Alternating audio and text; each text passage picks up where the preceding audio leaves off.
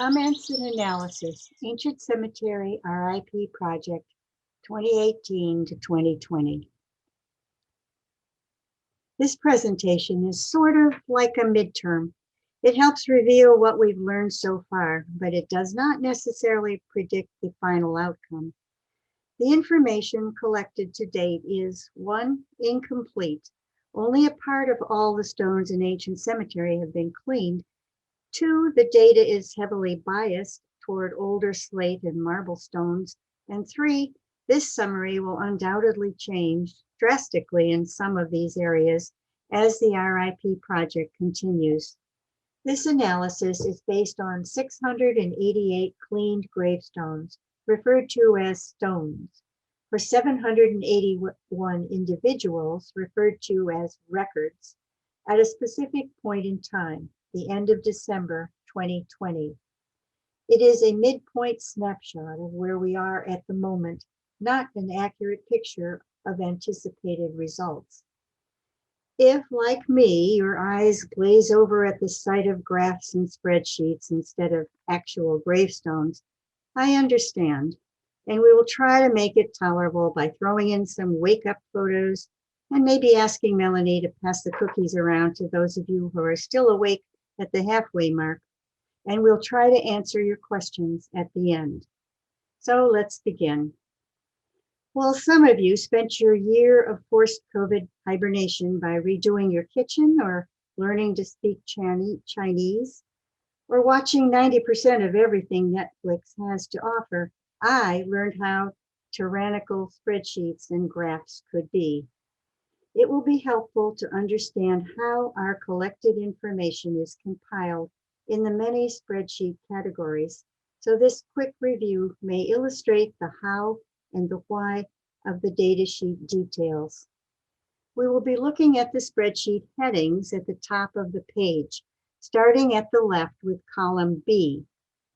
An X in that column means that the datasheet information and the spreadsheet entry are complete.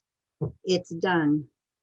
Columns C, D, and E identify the volunteer, Bill Bullock's assigned area number, and the year the stone was cleaned.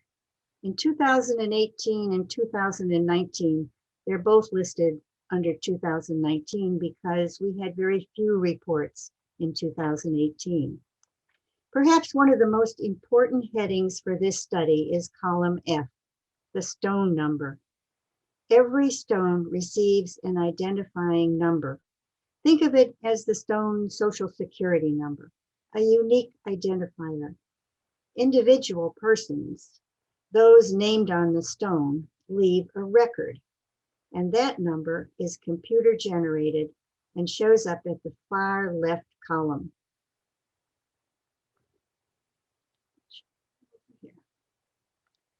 So while there is a single assigned number for every stone, there will be an accompanying record number for each individual. This Hamlin family monument is stone number 15. The 8 people whose names appear on the family monument are all on stone number 15. The first person named has a 1.1 added to number 15. So 15.1 is Isaac Hamlin. The second name, 15.2, for a son, Hamlin, and so on until the final named individual, in this case, is 15.8, with Mary Hamlin. There is an added identifying extension for each record, each person. That is why there are 781 records or individuals and only 688 stone numbers. Okay, back to the spreadsheet headings. Column G is for any titles. The available titles are listed in a pull-down menu, which eliminates errors and forces a standardization that computers require. The next 3 headings, columns H, I, and J, record last name, first name, middle initial, or name. I never gave middle initials their deserved importance until working on this project, but I now see how important they are when you're trying to identify Mary. Mary A, Mary D, Mary J, Mary S. Columns K, L, and M are for the birth month, day, and year, but only if this information appears on the gravestone. Likewise, death month, day, and year in columns N, O, and P are entered only if these dates appear on the stone. The next four columns, Q, R, S, and T, are all associated with age at death. Not all ages are treated equally. If the death age is stated on the stone, if it says Mary died at age 50 or in her 50th year, that stated age is entered in column S, the white column between the two colored pink ones. But if, for example, the stone includes only a birth year and a death year, no specific age information on the stone, then the computer has been programmed to calculate the age from the birth and death years, and it is entered in column T, the pink column at the very far right. For those under the age of 1, the computer comes to the rescue again by entering a formula that includes the number of days, weeks, or months of a life, and then the corresponding number of days, weeks, or months in a year. A specific fraction is therefore calculated. So when we look at the graphs, you will see why this decimal breakdown is necessary. Sometimes there is some additional age information on the stone, such as the age in years, months, and days. That skinny column, U, just tells us that there is more than just the year of death. Column V, male, female, unknown. These are useful for certain searches. And although you may easily tell a Mary from a William when you're reading the gravestone inscription, you would never want to have to revisit every stone to sort males from females to, just for example, to see who lived longer. Females live slightly longer. The column heading W is a yes or no question. Does the inscription mention a cause of death? Was he eaten by a whale, struck by lightning, or die of a broken heart? Does the stone name a location or a place of death, such as died at sea, died in Calcutta, or even died in Yarmouth? Okay, it gets a little easier now. Columns X, Y, Z, and AA are all drop-down menus that force predetermined selections. Stone material, type of marker, decorative carving, stone condition. Also, yes or no, have there been previous repairs? The column headed AC is extremely important. It is an accurate transcription of exactly what the stone says. The carved inscription exactly as it appears on the stone, with mispunctuation, misspellings, inaccuracies, and omissions all intact. Some stones include an added poem, a Bible verse, or an added phrase or saying. This is recorded in the field for epitaphs, column AD. Then, is there a before photo of the stone done before cleaning was begun? A good clear after photo to document the stone and its current clean condition. Yes or no go in the AE and AF columns. The two blue and two pinkish highlighted columns, AG, AH, and AI, AJ, record relationships. Again, drop-down menus force accuracy. There needed to be two columns for each gender because there are occasional stones where, for example, a woman might be memorialized as both a daughter and a wife, or a widow and a mother. Column AK is used for any or all additional information about the deceased. Family genealogy, military records, stories, photos, copies of a death certificate or obituary, or any other added information. Column AL is the place to record problems, discrepancies, any and all information regarding the gravestone or the cemetery records, or any additional notes about the stone's condition. The last two columns record the section and lot numbers found in the Town of Yarmouth cemetery files, the cemetery find designation. The color coding in column AO denotes a problem with the stone is highlighted in red. A problem or a question about the record or about the dates that don't compare with other official records, that would be highlighted in blue. And so those appear only if there is some discrepancy or some problem. So this is cookie time, but let's just see what the data sheet information shows us. We go forward. Titles. This is fairly self-explanatory, so just a quick review of what we found so far. 23 men are described as captain.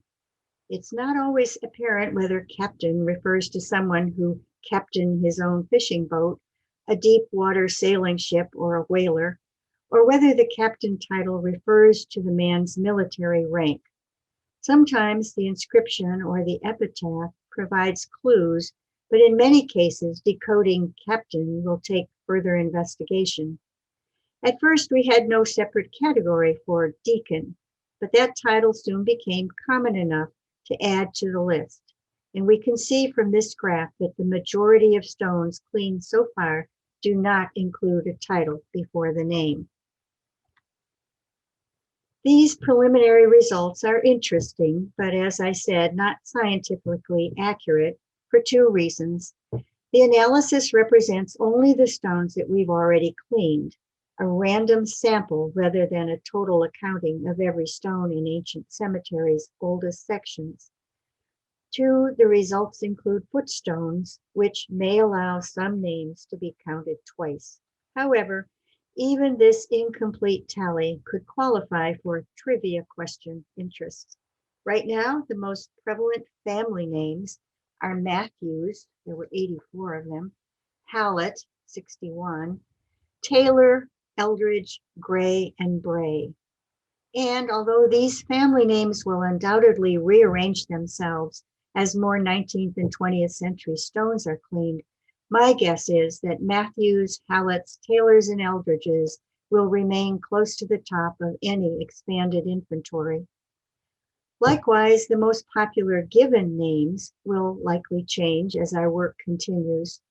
Over time, once popular names fade from favor and new ones appear on the scene, although I am fairly certain that obedience, silence, and submit will never regain popularity for 21st century girls.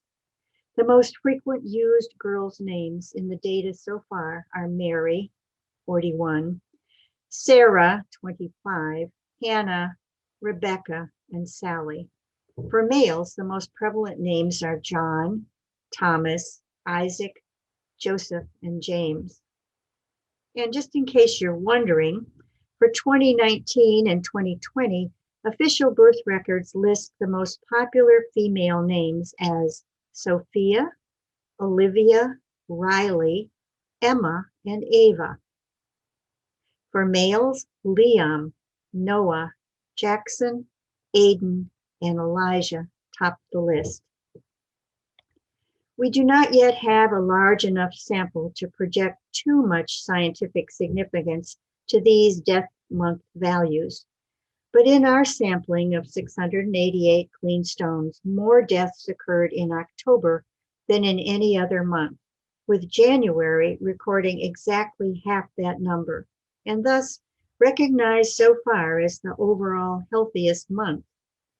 Interestingly, data from an analysis of over 10,000 Boston area gravestones from roughly the same 17th to 20th century period produced the same result.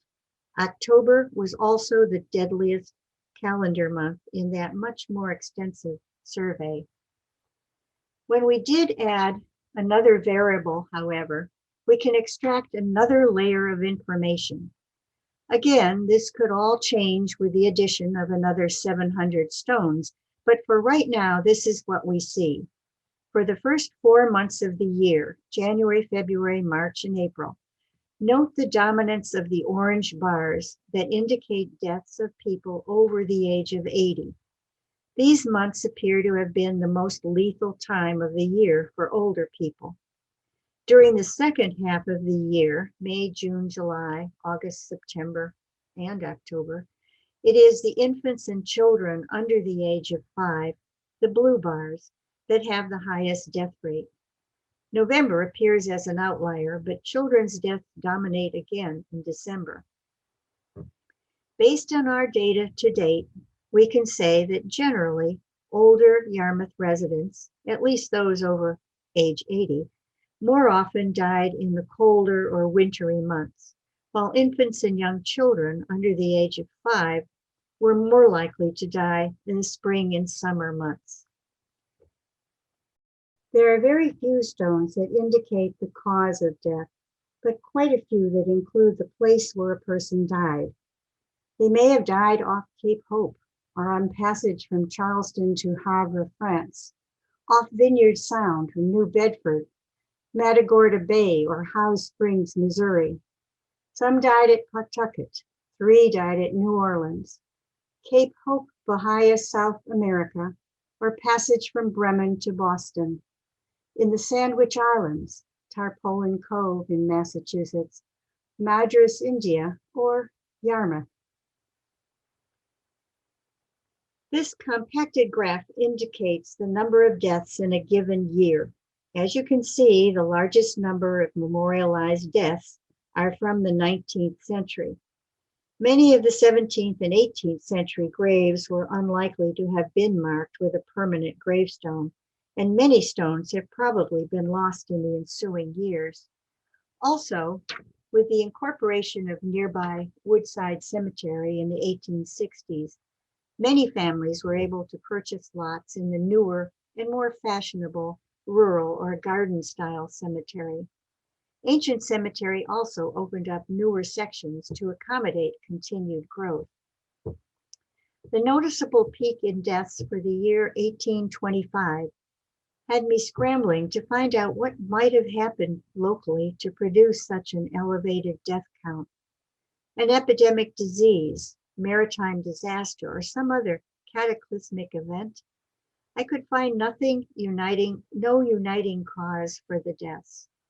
Yes, 1825 was the year that Captain Benjamin Homer and several others from the Nantucket schooner Huntress were shipwrecked on Sandwich Beach, and where Captain Homer froze to death.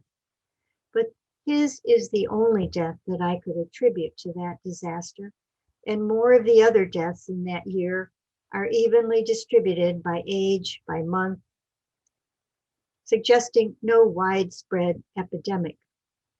The peak in 1841 can be attributed in large part to the tragic loss of life in the famous October gale of that year. 10 of the 50 Cape Cod seamen killed in that memorable storm were from Yarmouth. Gravestones have been cleaned for Isaac, Heman, Ebenezer, and Joshua Matthews, all of whom perished in the gale. R.I.P. volunteer Judy Traynor supplied a dramatic accounting of the storm and its Cape victims in the presentation she recorded for us, The Memorable Gale of 1841, which is available on our special YouTube channel via the HSOY webpage. The first two graphs represents those for whom a specific age and actual number is recorded on their gravestone. On this graph, the highest number of deaths is for infants who died at age 1 year. But note that there is only one death reported as dying before 1 year of age. That one death is for an infant for whom no age was stated. Your experience tells you that only one infant death can't be right. Lots of infants died at or shortly after birth, and when 2 or 3 months old, or some way shy of their first birthday. So what's going on? This second age at death graph gives a more complete picture. It also includes computer-generated ages that are calculated, for example, when only birth and death dates appear on the stone. So a birth of 1900 and a death in 1982 does not give you a death age on the stone, but it gives you a calculated death age. So when an infant's death must be calculated in mere days or months, or whatever age is less than 1 full year. The dark blue bars represent stones where a specific age number appears on the gravestone, such as died at age 4 years, 2 months, 13 days. The orange extension on each bar represents a calculated age, derived from the birth and death dates that appear on the stone. When the age number is not specifically mentioned on the stone, the computer then calculates the age from the birth and death dates that do appear, like the 1900 to 1982, for example. Again, note the high number of infant deaths, those under the age of 1 year, that are almost 3 times the average age at death for the others. In the 19th century, 46% of deaths, all deaths, were for children under the age of 5. The infant ages at death were calculated this way. If the stated age on the stone is, for example, age 3 months, a computer formula calculates the percentage age as 3 months over 12 months, and that comes out to 0.2500, less than 1 year of age. For infants who survived only days, it is the same calculation method, but using days in a year instead of months in a year.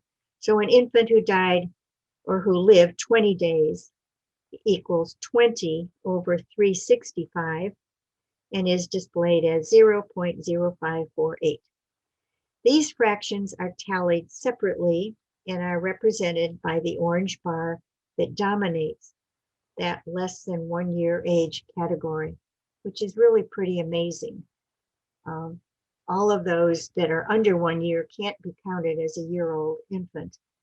And to give them 0 doesn't tell you whether they're 2 days old or 11 months old. And so doing the formula for making for giving you decimals is much easier, and it also helps the computer. You might also be noticing that there are more orange bar extensions the older the person was when he or she died. So over to the far right, the orange bars that indicate an age calculated from the birth and the death dates. Remember, that's what it is. From your cleaning, you may also have noticed that in ancient cemetery, newer stones have less detailed inscriptions. The more popular 20th century format displayed a birth and a death date, rather than inscribing a specific age in years, months, and days. The incredibly high number of deaths for infants and very young children are clearly demonstrated in the tall bars on the left, while there are no such well-defined results when graphing the death ages of those who survived childhood and lived into middle age. The 3 highest bars to the right of the graph present individuals who died at age 73, at age 81, at age 82. The vast majority of the cleaned ancient cemetery stones are made of marble or slate. Although marble stones definitely display their newly cleaned transformation more dramatically than the slates, the earlier slate stones remain more numerous. I suspect this will change rather noticeably as we continue cleaning more stones from later in the 1800s and early 1900s. Compared to many other 19th century cemeteries, ancient cemetery is remarkably homogeneous. Our single reddish-brown sandstone was imported from Connecticut. This visual representation of the already clean stones in ancient cemetery clearly illustrates the evolving stone material preferences over the past 300 years. The initial dominance of slate is represented by the blue bars on the graph. Slate was used almost exclusively in eastern Massachusetts until approximately 1800, when marble began to be quarried and marketed from sites in western Massachusetts and southwestern Vermont. The red bars indicate how marble took over as the gravestone material of choice until it too was displaced by the availability and affordability of granite, shown here in green. The popularity of granite will undoubtedly show an increase as more and more late 19th and early 20th century grave markers are added to our cleaning assignments. Most of ancient cemeteries' 18th century gravestones are made of slate. The earliest surviving stone, that for Margaret Miller, the wife of Yarmouth's first minister, is dated 1698. Slate continues as the dominant stone material in our cemetery until almost 1840, when marble, the new, more fashionable choice, quickly replaced it. Although the graph showed a few scattered granite grave markers appearing in the 1800s, many of these are backdated, which means that they were placed many years after the actual date of death. This was especially common when families erected a single family monument and then included parents and other family member death dates on the stone. By 1910, most families were choosing granite over marble and family monuments over individual upright markers. Visualizing the slate marble granite distribution from the 1700s to the 2000s shows the dramatic evolution of grave markers, styles, and materials. You may also notice that the graph displays fewer 20th century stones, in part because, again, we have cleaned more of the older stones first, so that many stones from the 1900s have yet to be recorded. And Woodside Cemetery on Summer Street and the newer section of Ancient Cemetery diminish the number of burials represented in this older section of Ancient Cemetery. This is perhaps the most unreliable of all the data categories, marker types. It has proven difficult to decide which stone fits which descriptive pigeonhole.